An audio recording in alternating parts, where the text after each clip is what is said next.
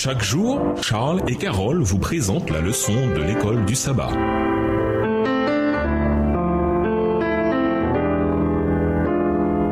Bienvenue dans votre émission Dieu nous parle. Nous voilà à la leçon de mardi, un amour sans condition. Non seulement Dieu avait continué à accorder son amour inconditionnellement à Israël, malgré des rébellions répétées, mais Dieu continue également à nous accorder l'amour inconditionnellement, même lorsque nous sommes pécheurs. Nous ne méritons pas l'amour de Dieu. Inversement, Dieu n'a pas besoin de nous. Le Dieu de la Bible n'a besoin de rien ni de personne. Acte 17, verset 25. L'amour de Dieu pour vous, pour moi et pour tout le monde est entièrement de son plein gré. Comparons Apocalypse 4, le verset 11 et Psaume 33, le verset 6. Que nous disent ces versets sur la liberté de Dieu par rapport à la création? Apocalypse 4, verset 11. Tu es digne, notre Seigneur et notre Dieu, de recevoir la gloire et l'honneur et la puissance, car tu as créé toutes choses, et c'est par ta volonté qu'elles existent et qu'elles ont été créées. Psaume 33, le verset 6. Les cieux ont été faits par la parole de l'Éternel et toute leur armée par le souffle de sa bouche. Dieu a créé ce monde et pour cela, Dieu est digne de toute gloire, honneur et puissance. Dieu n'avait pas besoin de créer un quelconque monde avant la fondation du monde. Dieu jouissait déjà de la relation d'amour qui existait au sein de la divinité. Lisons Jean 17, le verset 24. Que nous dit ce passage sur l'amour de Dieu avant que le monde n'existe? Jean 17, verset 24. Père, je veux que là où je suis, ceux que tu m'as donnés soient aussi avec moi, afin qu'ils voient ma gloire, la gloire que tu m'as donnée, parce que tu m'as aimé avant la fondation du monde. Dieu n'avait pas besoin de créatures comme objet de son amour, mais conformément à son caractère d'amour, Dieu avait choisi de créer le monde et d'entrer dans une relation d'amour avec ses créatures. Non seulement Dieu a librement créé ce monde en tant que don de son amour généreux, mais il continue aussi à aimer inconditionnellement les humains, même après que les humains soient tombés dans le péché en Éden, et même après que nous ayons personnellement péché. Après la chute en Éden, Adam et Ève n'avaient plus le droit de continuer à vivre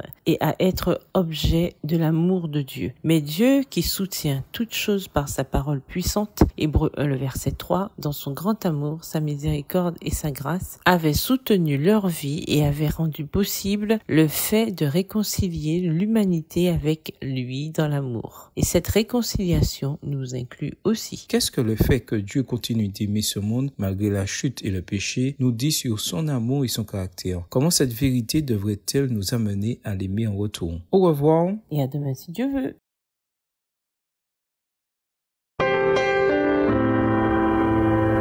Dieu nous parle. Chaque jour, Charles et Carole vous présentent la leçon de l'école du sabbat.